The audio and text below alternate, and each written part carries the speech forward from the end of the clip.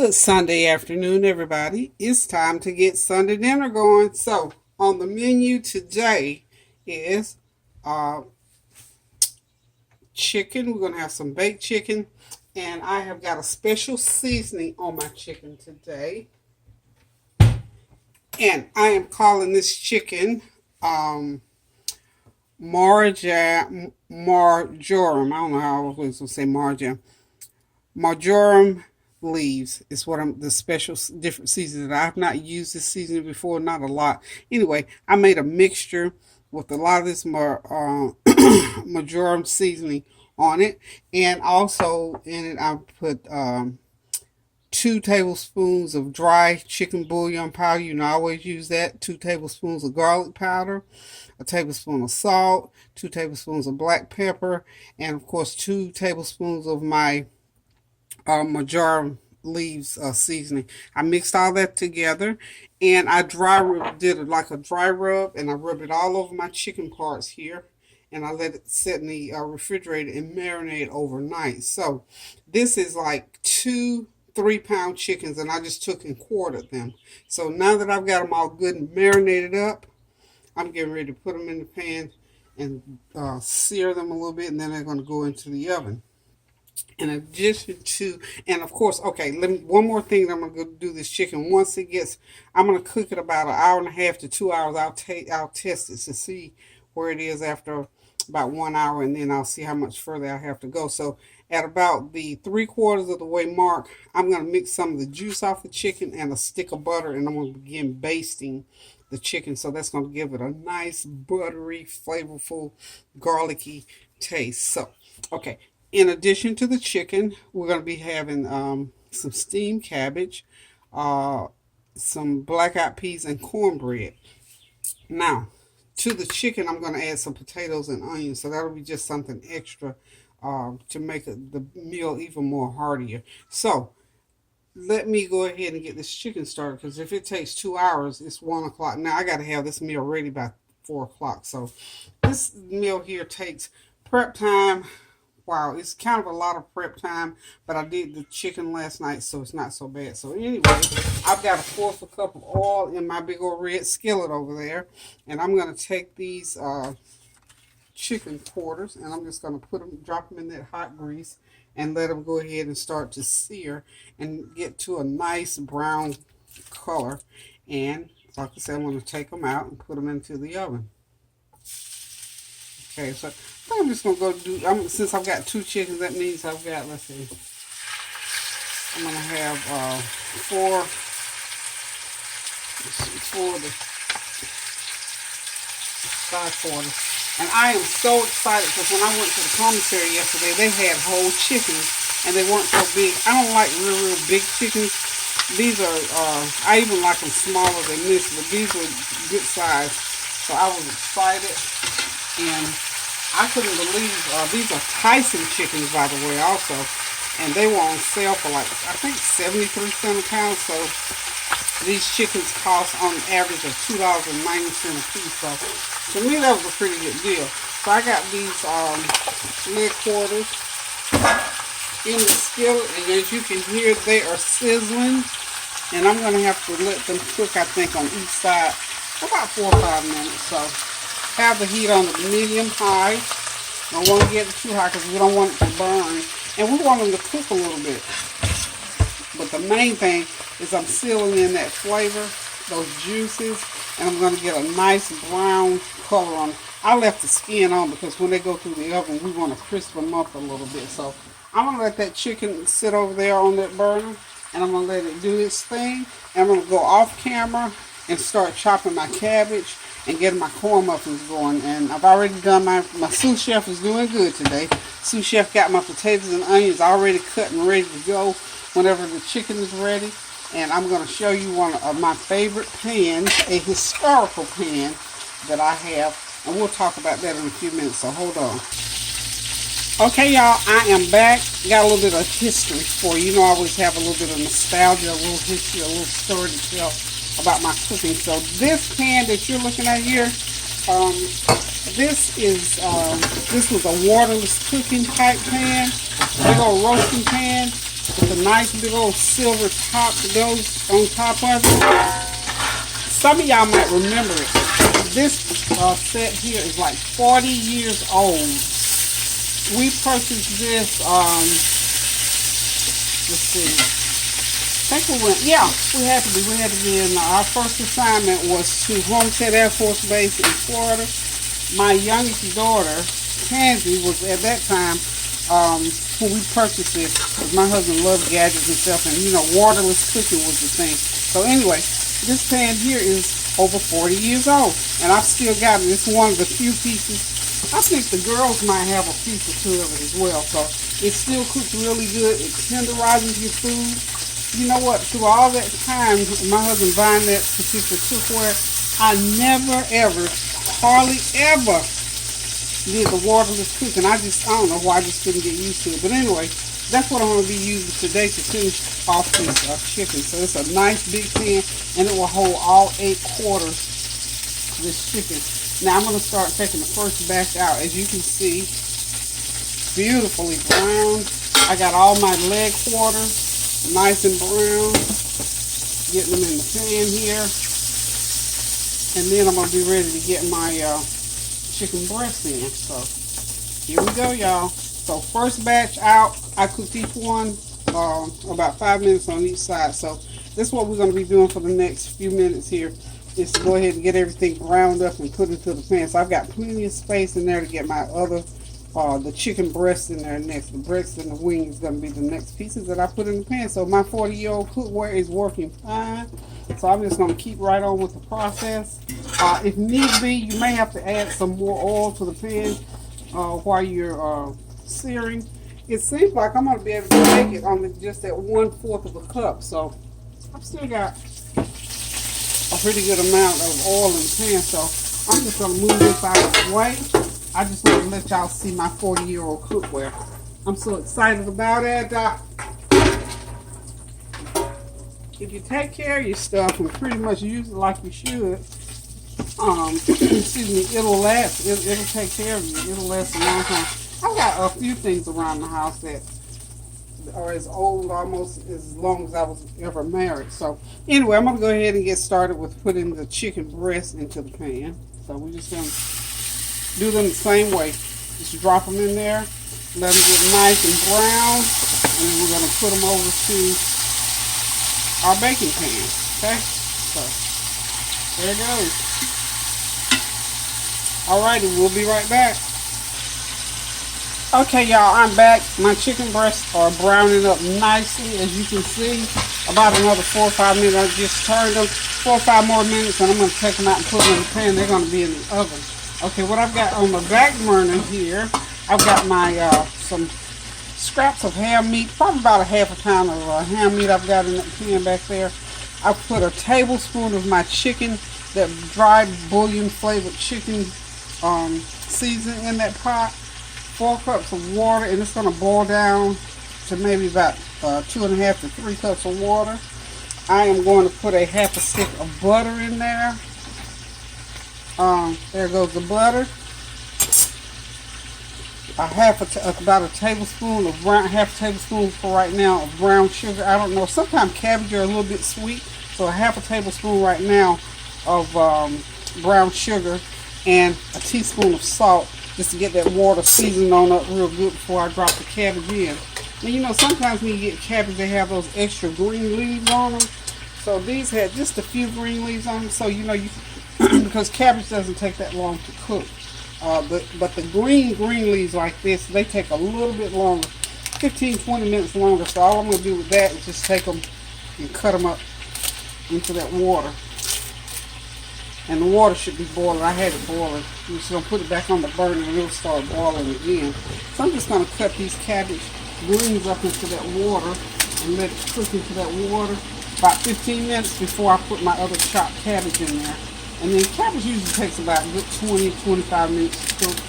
And then as they sit in the water, of course, you know that boiling water, it will continue to cook them on. But all those seasonings in that water get that cabbage just where we need it. And then just before everything is about ready, I'm going to sprinkle some black pepper on top.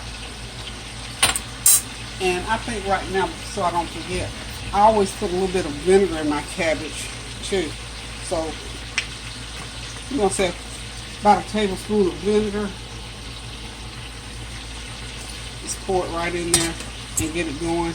And that between that little brown sugar, that vinegar, and all those other seasonings, lip smacking good. Okay, so taste that water.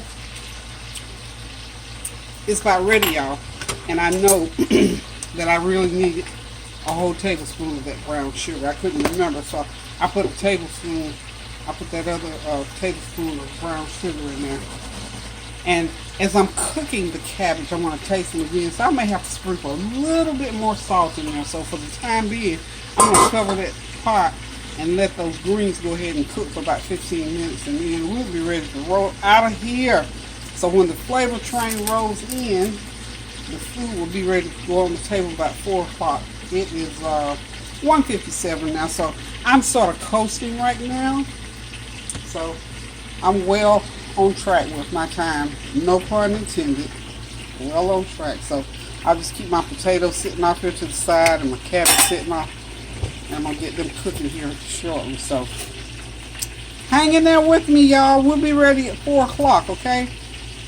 I'm going to sign off and go do some other little sous chef things. In fact, I got some cornbread to make, because you know if I got cabbage, you got to have cornbread. Oh, did I mention that I was having some black-eyed peas as well? I don't know if I did or not. I ran across some black-eyed peas in my freezer, so I'm going to whip them out and heat them up. So we're going to have black-eyed peas on this menu. So hold on. Okay, y'all, here we go. I'm getting ready to take those chicken breasts out and get them into the pan. So we can go ahead and get this stew back. Get everything ready to go in order. So I got them nice and browned up, as you can see. I did pretty good on the browning. And we don't have to let the breast, get all that much down, because we don't want the breast to dry out. So this pan here is perfect. So of course, you cook it. You're gonna put it in the pan inside up. So everything is nice and browned up. That neck on over there. That'll be my sample piece that I'm gonna take. And I'm gonna keep my pan that I seared the chicken in, because I'm gonna throw those potatoes and onions over there. And before I put them into the chicken, I'm gonna go ahead and saute those up too. Because like I say, we want this. This is gonna be a real special taste here today. I'm not tried this. This is a new recipe, because like I say, this Marjoram seasoning is something that I don't use. I meant to get rosemary, and I kept forgetting. Barbara has this huge house with this big old yard, and she's got rosemary growing in her front yard, y'all. And guess what else she got growing? I found out she's got blueberries growing, so I don't have to go to the store to buy blueberries when I get ready to make my wine. How about that? So she's my supplier. So I didn't get by there to get the rosemary, but we'll have to do rosemary chicken next time. I just had a taste for some kind of good old seasoned herbed up chicken, so today it's going to be herbed up with all my usual seasoning, and then add that marjoram in there. So this chicken here is ready to go into the oven. Now I'm going to put it in just like this. I'm not adding any water. Remember, this is supposed to be waterless cooking. So what I'm going to do is I'm going to cover it, and I'm going to cook it for 1 hour. Then I'm going to take the cover off and finish cooking it, okay? So here we go. It's all in there. So for the first hour, cover it. Got my lid on, and I got to get the oven open. I got to take all the racks out except for, well, I could leave the very top and the very bottom rack in. And I've got that oven set at 375. So let me let y'all see. I hope I don't mash a button or get nothing. But anyway, see, it's in the oven, 375 degrees. So I'm going to go ahead and close the oven and cook it for a little bit. That's my grease for my cornbread up there getting hot. So I'm going to make a pan of cornbread this time. So here we go. Chicken in at 375 for 1 hour for right now. And then when I go back again, I'm going to probably lower that heat to 350 depending. Okay, so I'm going to sign off, and I'll be back shortly. Okay, y'all, I'm back. I'm going to go ahead and put those potatoes and onions back in that same grease that I did the chicken in. And I'm just doing this to sort of saute them up and so I can get the seasoning. These are sliced red potatoes, about 3 pounds of sliced red potatoes and 1 large onion. And I'm going to sprinkle them with the same seasoning that I put on to the chicken. That garlic and onion powder and chicken bouillon cube mix, salt, and of course the marjoram is also in here. So I'm just going to sprinkle them really, really good, just like that. And I'm just going to let them sizzle. I got the heat on high. I don't want them to cook, but I just want them to get that seasoning all through them. So I'm going to use about 3 tablespoons of seasoning on these potatoes because I want them good and seasoned up. And so when they get into that chicken pan, you get those juices flowing on them. I want you know me, I want everything to have that good seasoning to it. So you can see I just slice these onions up. Hold on one sec for me. Forgot I left the TV on. I don't want to compete with the television. So anyway, I'm just sort of putting those potatoes down in that same skillet, and I'm just gonna let them sizzle. When that chicken gets, like I say, after that first hour, I'm gonna add the potatoes, but they're not gonna be done yet. And you know, it doesn't take a lot to cook these red potatoes anyway. So just get them stirred up and make sure all of them get the oil on them, and that all of them have got that nice seasoning all spread over them. Matter of fact, I might add me some more. My brain's telling me black pepper. Because I love the taste of black pepper on potato. I'm going to go ahead and hit them with about another teaspoon of black pepper. I won't put too much on because I don't know if my little man, I haven't seen him in a week. He didn't come. His dad is in the process of moving, I think, and he didn't have him this week, so I haven't seen my little sugar. I was busy last week anyway, and maybe he'll come and see me. He likes hot food. You can imagine that little rascal. He can eat most anything. So look how pretty those potatoes are, and you should smell that garlicky smell. Did somebody say garlic? Garlic. Did somebody say garlic? Did somebody say more garlic? I did. I just love these potatoes. Are just gonna be loaded down with garlic. And look, the basic recipe is there. If you want to add something to it or take something back, some people don't like garlic. I do. I love it. I love it. I love it. And you can imagine now, I'm gonna baste these potatoes when I get them in the pan with the meat. I'm gonna start basting when that juice starts to accumulate and cooks through them, so y'all know it, they're gonna be right. And that flavor train moves in. You know what? When my kids sit down to eat, I like for them to say, "Oh, Mom, what did you do to this? What is this?" And see, this is the first time dish, so I like to wow them because they're gonna be trying to figure out what kind of flavor is that on that chicken. You know, and I'm sure I'll fix something similar. But my kids just like good food, period. So, and I like seasoned food. I can't eat unseasoned food. I mean, I can eat it, but I don't like to eat it. Anywho, I want to let that sit there for a while and let it stew while long. And I'm going to even, in a few minutes, I'm going to stick this lid over it because I want to capture the moistureness in there. And I'm just going to let them kind of cook like that for a few minutes. And then I'm going to take that lid off and just finish sauteing. And the sauteing process on this is going to be about 20 minutes, that's all. So for about 10 minutes, I'm going to let them do this so all that seasoning will go through those potatoes. So that's it for the potatoes. Now, in this other pot here, I believe it's ready to receive the cabbage. So we'll just go ahead and do that. Cabbage, real easy to cook. A green head cabbage, if it's really green on the outside, pull those dark green leaves off, chop them up, and in that water that you've already mixed up that I told you about earlier, put those greens in there, let them cook for about 15 minutes, and then just, you know, your other cabbage, you've already chopped it up, and it's a real simple process. So we're going to just start and make sure that water is really boiling good as you start to put those cabbage in. You know, cabbage, just like any other greens, it's going to be a lot at first, and then when they get wilted down, you'll have enough room in the pot to get everything in. So just make sure you got them cut up, you know, pieces about so big, you know, yeah, big. If you want to shred them, you can shred them. any kind of way you want to do it. Or if you want leaf cabbage, whatever you want, whatever your taste buds call for, whatever your palate calls for. And remember, I told you, cooking is about seeing, tasting, feeling, smelling, and with lots of love added to it, and you'll be okay. I just want to get in here and swish these potatoes around. I just had to put my finger on it and taste that. Y'all, this is going to be one of those dishes that I'm going to wish I had cooked twice as much so I could have frozen some for another day. Because I know when they sit down today, honey, all this is gone. This is enough food for 8 people, but of course, there's going to be 6 of us here today. We'll probably eat over the last mouthful of it. Not to worry though, because we got plenty. Wish y'all could stop by. Yum yum. That is wonderful. So, got my cabbage going. And you know, the other thing about the cabbage, remember I put a little bit of vinegar and I put that brown sugar in there? That's going to give that cabbage just a little spice.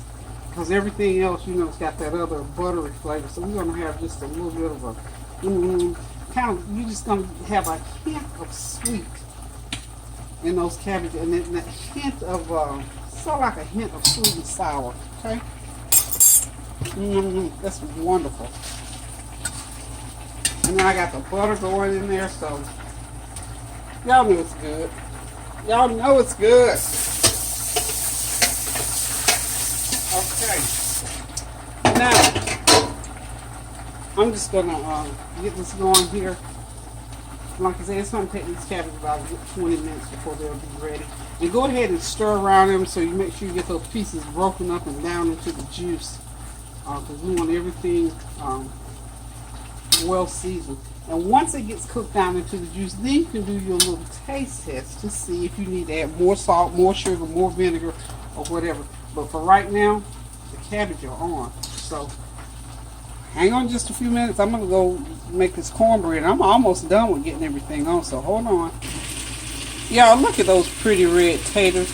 I could sit down and eat me a plate of those right by themselves with some sauce on there. Y'all know I'm tempted, but they're not done yet, so I'm going to let them cook and wait till the flavor train rolls in. So lid back on, and I'm going to get ready to turn this heat off in about 5 more minutes, and they're going to be ready to be poured over to that chicken in about another 45 minutes. So, okay. Lid on the cabbage. The way I cook my cabbage, because I only cook them about 20 minutes, when I get them to that rolling boil, for the first 5 minutes, put that lid on, lower that heat to medium low, and let them cook for about 10 minutes, and take that lid off, and then just let them sit in that water, and they're ready, because you don't want them real soft, and then you don't want them real crunchy. You just want them dry, just in between, where they're so good and will complement your meal. And don't forget now, when you get them cooked down, taste and make sure you got the right ingredient seasoning on them. So hang on, we got a few more minutes to go. Alright, young people. Okay, time for the cornbread to go into the oven. I have to bake this for about 20 minutes on 375. 2 cups of cornmeal, a cup of pet milk, half a cup of brown sugar, and that's it. Whip it up and put it right on into the oven. Oh, I'm sorry. I have a cup of oil. And that foamy stuff is just that pan spray to make sure it comes out okay. All right. We're rolling, y'all. We're rolling. Let's get ready to go in the oven. Okay, y'all. I'm back. It's time to put the potatoes in the pan with the chicken. So what I'm going to do is just pour them right. I'm going to try to get them right in the middle there. Look at that. Okay. They're in. And I'm going to sort of arrange them around in the pan evenly so that they'll cook evenly. The chicken is cooked a good 45 minutes. And I think all I'm going to need to cook it is another 45 minutes. So I'm going to sort of get my chicken up here on the side. Look how pretty. Look how pretty, pretty, pretty. So when it's time to serve it up, it'll be a little bit easier to get it out of the pan. All that loud noise. I don't know why my oven does that when I leave the door open for a little while. But anyway, isn't that a pretty dish? So what I'm going to do is I'm going to just pour just a little. I'm going to go ahead and start basting out this chicken. This is some of the juice that was in the bottom of the pan, and it is wonderful. Oh, it's good. Oh, I forgot I need to put my butter in. It's going to add about a half a stick, a little less than half a stick, just to give that little extra buttery flavor. And what I'm going to do now, I'm going to put the lid back on, but after maybe about 20 minutes, I'm going to take that lid off. Those potatoes, so I'm getting those potatoes nice, and I'm telling y'all, this is going to be some good eating today.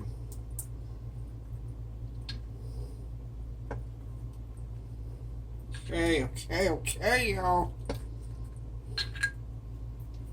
So you said we just need to do it. Woo! That's going to be wonderful. Okay, so now I'm going to run this back into the oven. I've already cooked it 45 minutes. I'm going to cook it about another 45 minutes, and then it's going to be okay for us to sit down, relax, and enjoy this meal. But that is such a pretty pan of meat and potatoes, y'all. It's a beautiful pan. There's lots of juices in the bottom of the pan, so I'm not going to worry about not having enough, like when you serve it, to put it over the meat, because there's going to be plenty. So I'm just going to stick this lid back on top of that chicken, because that'll make it chicken nice and tender, and make sure that it gets done all the way through to the bone. So back into the oven, we're going to go with the chicken. Still got it on 375, so we're going to bake it another 45 minutes. So hold on, y'all. Okay, y'all, dinner is done. The black eyed peas are out of the freezer. I done heated these peas up. Look at them peas. They're nice and creamy and hot. The cabbage is ready back there on the back burner. Got the cornbread going. And look at that beautiful, beautiful, buttery, garlicky chicken and potatoes. I forgot my word, my seasoning. Tell me my seasoning. I'm tired. I forgot my seasoning. What is it, Tanya? Marjoram. I forgot my seasoning. You know what? Anyway, I'm going to give me that bottle of seasoning, because I don't want to say it wrong. Thank you. Yeah, this is my Marjoram seasoned chicken with garlic and all those nice red sliced potatoes and onions. Boy, we get ready to enjoy this meal. So y'all, thank y'all for tuning in. Today is Sunday. We get ready to do our regular Sunday dinner, and I hear the flavor train is already pulled in. My kids are ready to eat, so we get ready to sit back, relax, and enjoy this meal. So until I cook again, I want to say keep those prayers going up so the blessings will continue to come down. I'm going to say I love you. See you next time I cook. Toodaloo. I know, but I didn't see you coming till you came.